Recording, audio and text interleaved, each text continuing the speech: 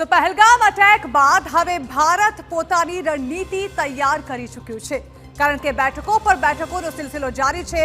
ત્યારે હવે તેના પગલાથી દહેશતમાં છે પાકિસ્તાન। જી હા, પાકિસ્તાન ફફડી રહ્યું છે। ભારતે પાકિસ્તાનને ચેતવણી આપી છે।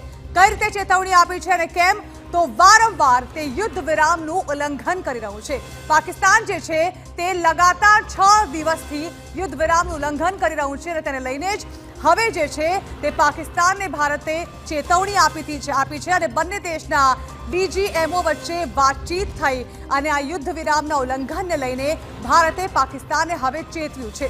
ઉલ્લેખનીય છે કે પહેલગામ અટેક બાદ જ્યાં એક તરફ ભારત તૈયારી કરી રહ્યું છે રણનીતિને લઈને, ત્યાં બીજી તરફ છેલ્લા 6 દિવસથી પાકિસ્તાન જે છે તે વારંવાર યુદ્ધ વિરામનું ઉલ્લંઘન કરતા નજરે પડી રહ્યું છે, જે જમ્મુ કાશ્મીરના કેટલાક વિસ્તારોમાં આ યુદ્ધ વિરામનું ઉલ્લંઘન કરે છે।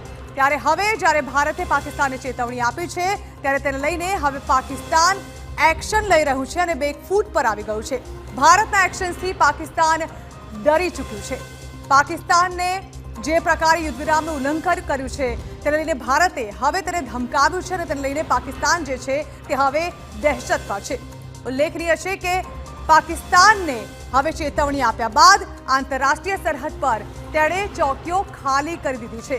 પાકિસ્તાની ઝંડા પણ જે છે તે આ વિસ્તારોમાંથી ઉતારી લેવામાં આવ્યા છે। જી હા, ચોકીઓ પર હવે પાકિસ્તાની ઝંડાઓ નથી।